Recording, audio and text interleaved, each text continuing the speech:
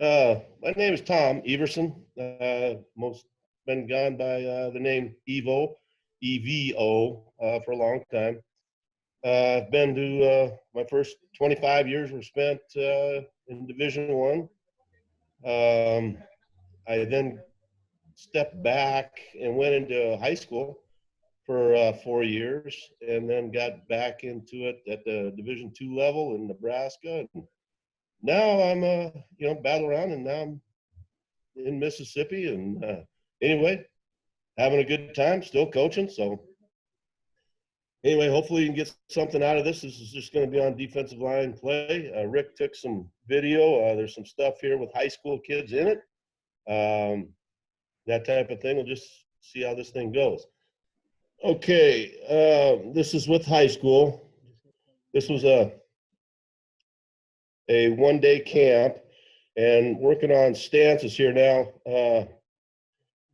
This will be with 3-point, and I've actually been going to more 4-point stance as I've been moving along. This is just a young man here working on a 3-point stance. Always going to have a ball in there. I use my hat there, as a ball. So you want your hand behind the ball and your head behind your hand. All right, so from that particular point now, we want to elongate our stance a little bit. He has his right hand down, so he's a right-handed stance. So he's got his right foot back, and his aiming point is going to be at the V of the neck of the offensive lineman, whether it's guard, tackle, or center, on down the line. Stance looks pretty good. He's got a good knee bend. All right, I kind of go back, simple rules as far as hand behind the ball, head behind the hand.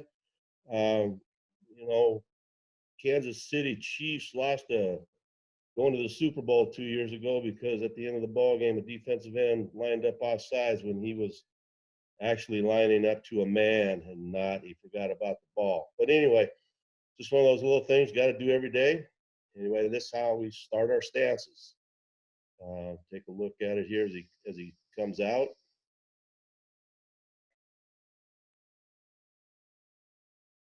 It's just important each day to take a look at stances. Here's another young man, a little wide with his base. All right, well, he squeezed it down a little bit. Again, he needs a little more knee bend to get his eyes up, rock that butt back a little bit. He likes the 4-point, which is, he's back in 3-point, I'm sorry. Here's a 4-point. A little bit bunched up there with his legs, needs to move his feet back a little bit farther because his head's not very far behind his hand, behind that hand, in that particular case, hand. Let me move up a little bit here.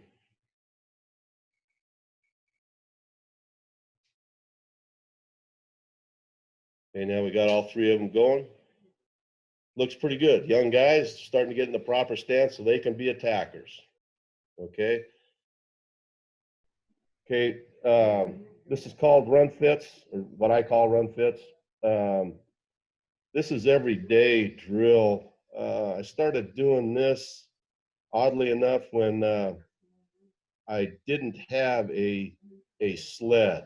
So I started doing this. I know I'm kind of going backwards on it. What you're seeing is the players that I had at Mesa here doing it, and we're already coming out of our stance. It's just a reach drill. We're coming out of our 3-point or 4-point stance.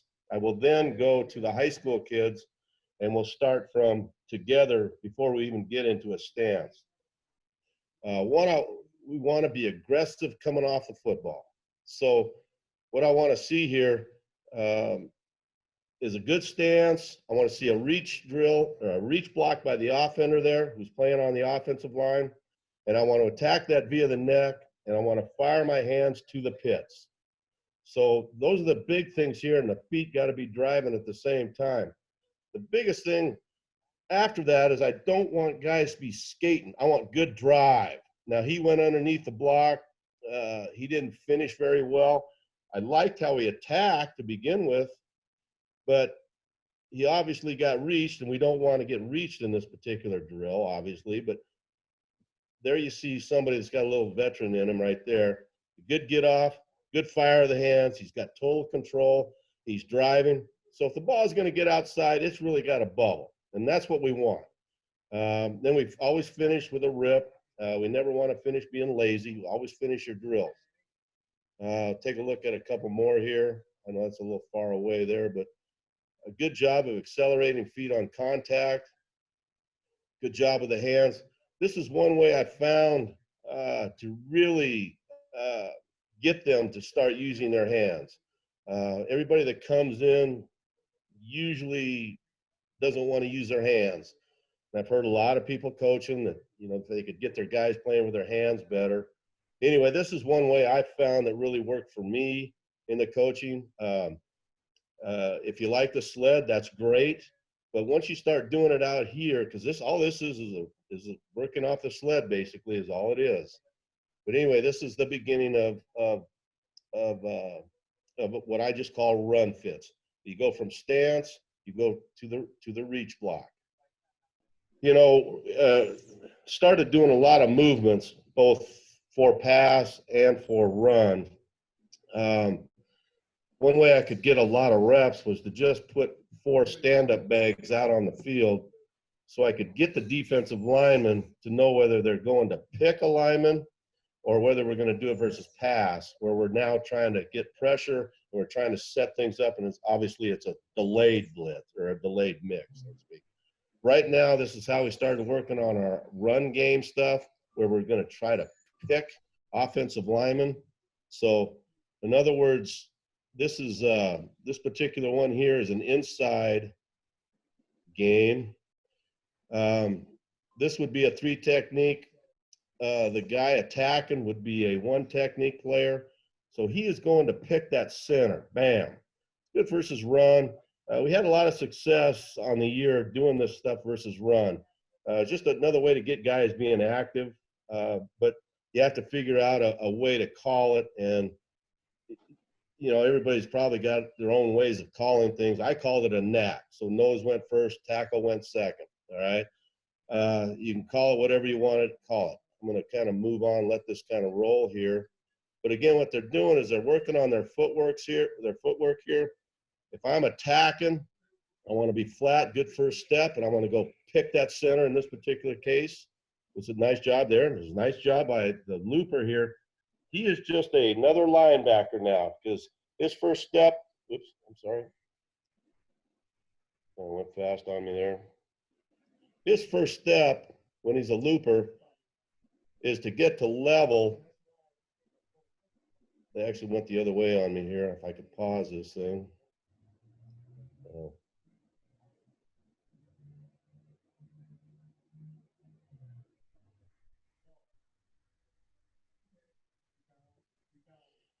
He's got a little bit of a jab, but all I want out of him is just a step to get level. We got the pick going here, and now he just turns into a shuffle player. Oh, man. I don't know how that went to there, but anyway. I guess I better just let it kind of run and talk. Okay, now we're working a tackle and an end. This particular case, we got the end coming first. These guys started really liking this because they're coming down on those guards, and they're coming down on them hard. And nice job by the 1 technique who's inside shade of the pad here in this particular case. He's level. He might have got up the field a little too far on it. You see the nice shuffle there. All right, he's nice and square. Coach, what's your coaching point for the guy coming down harder in the guard? Are you being specific about an aiming point, or are you just telling him to attack it?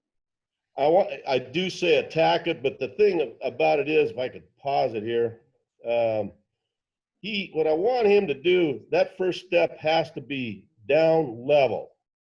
It can't be up the field. It's got to be down level, and then I'm going to go attack the V of the neck of the adjacent lineman, whether it's a center or whether it's a guard.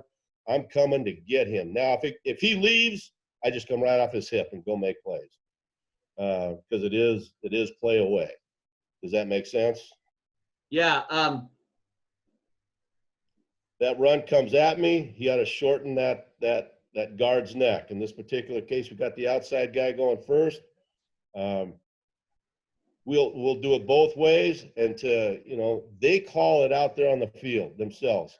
By game plan, I can say we want to do more tackle going first than we want end, like in that particular case right there, or we can do it the other way with the end going first. Right now in the drill, they're just talking it, me and you. And so they're just working their footwork. If I'm a looper, I'm a looper. The biggest thing with me as a looper is I stay square. My shoulders are staying square. The attacker attacks, he picks, and then we got the looper. So all we're trying to do is make things difficult on the offensive line. Their blocking schemes is all we're trying to do. This particular case here, as you saw right there, if you were looking, 92 went straight up the field and did not pick. They're starting to get into the pass stuff now. So he's going to penetrate straight ahead on this particular one. We're going to set it up. Well, that's terrible because he never set up the offensive tackle, so that's not going to work. Right now, I think this might have been day one when we were installing this. So why was it terrible? Coach, why was it terrible? What does he need to do to make it better? Because right now these tackles, right there, we got a pick on the offensive tackle. Now all of a sudden they're not getting picks on the tackle; they're just getting penetration. That's a different deal. That's for pass now.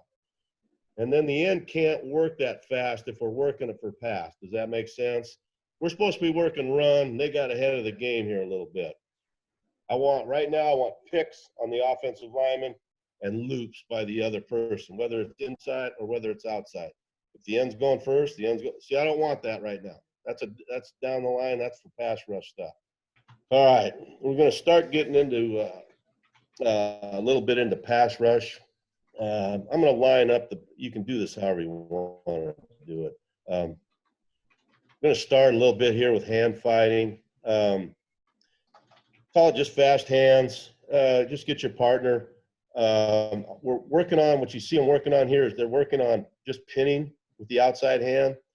And so all they're working is from the elbow joint down. All right. I don't want to see anybody trying to pin somebody's shoulder. You're just pinning from the elbow joint down. There's no footwork involved here or not. Now, these guys are kind of doing some things that I don't like. They're on their own. But anyway, we start by pinning the outside arm. You can see over here, that's what we're working on. We will then go with an opposite arm, which this guy is doing, and he's chopping a particular hand. And then from that particular point, we'll work on the footwork. And I don't know if we quite get to that particular spot, but we'll see here. Okay, now we're going to take this thing. Here, you can see we're working on pinning from the elbow joint down. I'm working on the outside here.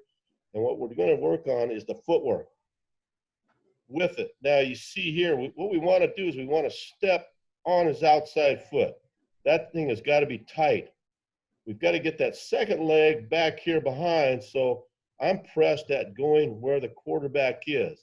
In this particular case, it's not bad. His toes are pointing at the quarterback where the quarterback would be, so he is going to be able to go in there. But I need to get more power. He doesn't have enough power to bring that left hip through here.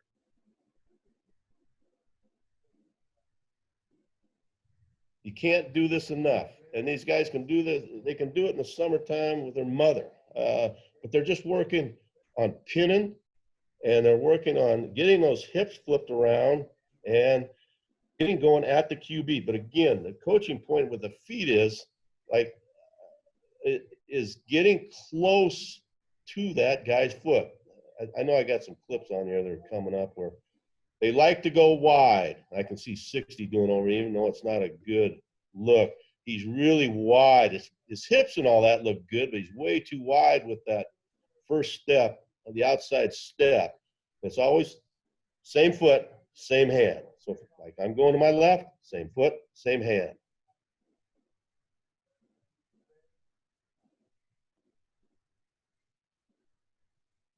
Ew.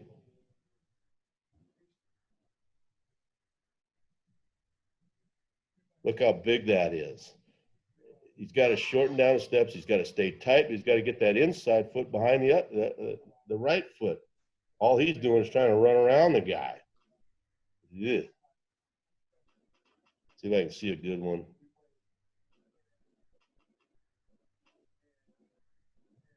again, this is only one day with these high school guys, and I know if they continue to work at it, they're going to be pretty good at it.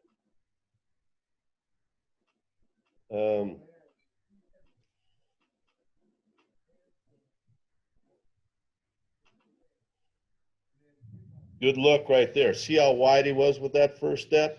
That first step's got to be in here tight. Otherwise, the offensive lineman is just going to have plenty of time to come back onto him. Still too wide. He's just going straight up the field. He's not going where the quarterback would be. So he's got to work on more hips, get a good punch, get a good pin move with his right hand. With that right foot, he's not getting it stepped up to the offensive lineman's outside foot. I'm trying to tell him there, I guess, how wide he's going. Got to tight and get that back foot behind so I got power to push through to get that hip on through. And again, this is just the start of the pass rush stuff.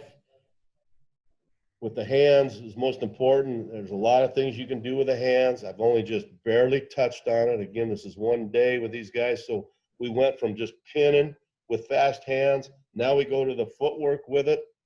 I'm going to press on ahead here a little bit, see what else we got. It might have been all we got in today.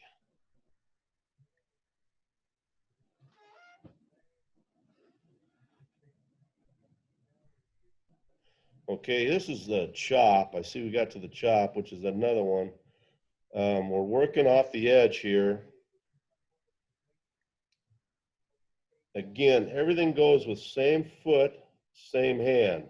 So the young man over here in the blue, right here, is going to go with the left foot, left hand. He's going to pin that thing with his inside arm.